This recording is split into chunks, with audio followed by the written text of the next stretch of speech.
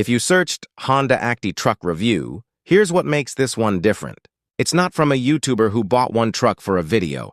It's from a real car dealer in Japan. I sell these trucks. I drive them. I fix them. This review comes from that. Here's the honest answer. Right away, if I had to score it, 3.8 out of 5. Other key trucks I sell carry, Hijit I'd put at a 4. The Acty loses those 2/10 for one reason, only its engine layout. But the price pulls it back up.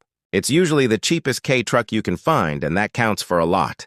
It's a great truck for the right job and a bad fit for the wrong one. Anyone who tells you it's perfect for everything is selling you something.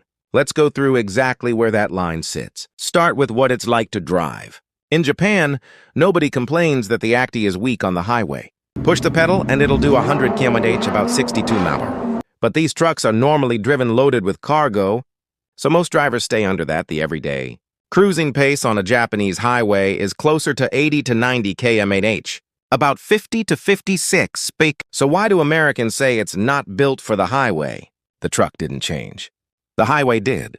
American interstates run 70 to 80 mph or sometimes faster. The Acty's gears are built for hauling in hills.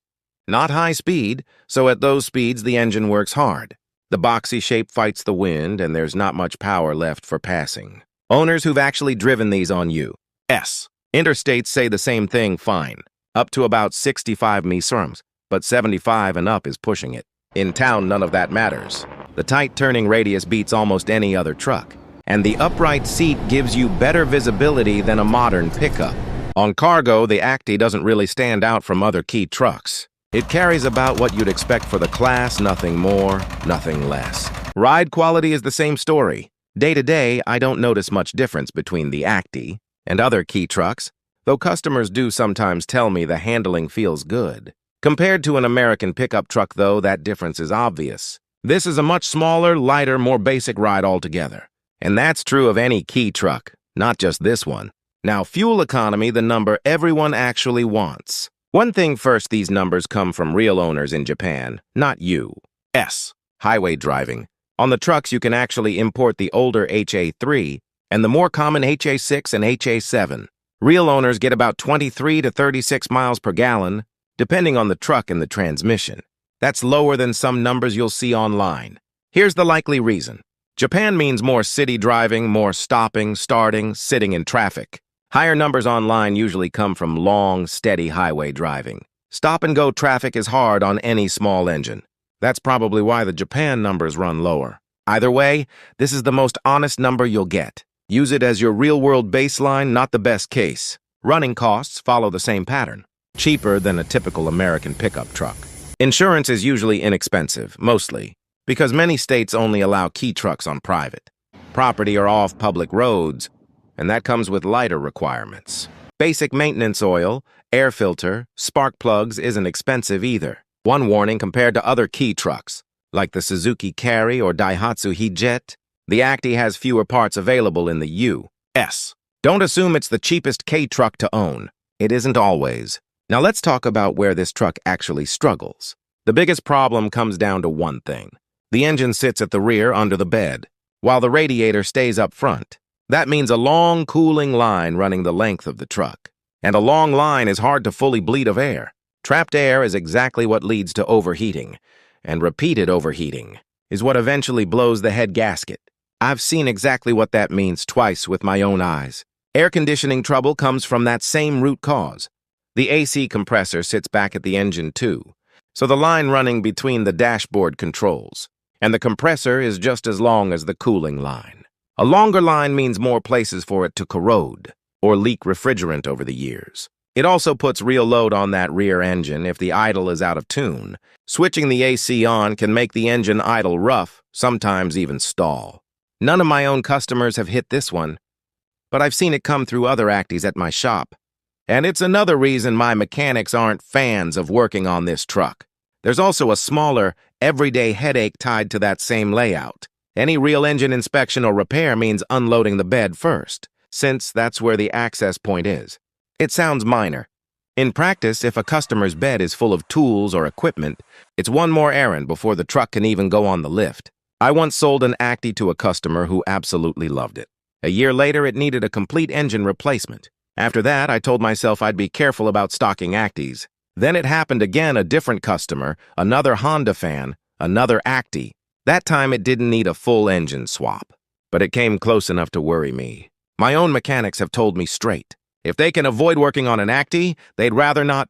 The engine position is exactly why. It's the main reason my own dealership is careful about stocking Actis over other K trucks. We've covered exactly what goes wrong mechanically and why in a separate video, so we won't repeat it here. But if you remember one warning from this review, remember this one. Some Acty trucks also come with Honda's real-time 4WD system.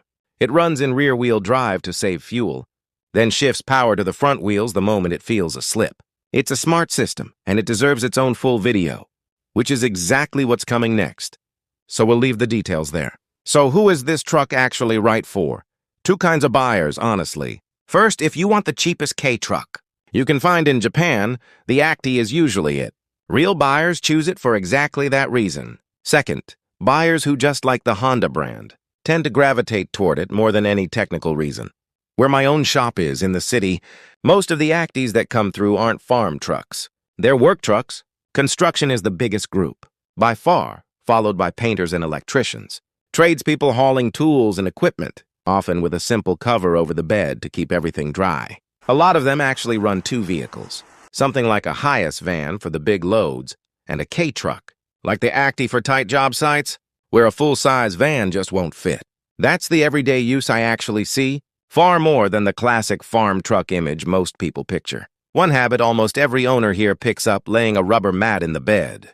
With tools and equipment going in and out constantly, it saves the bed floor from scratches. Japan sells these in a range of thicknesses, so you can match it to how hard you use the truck.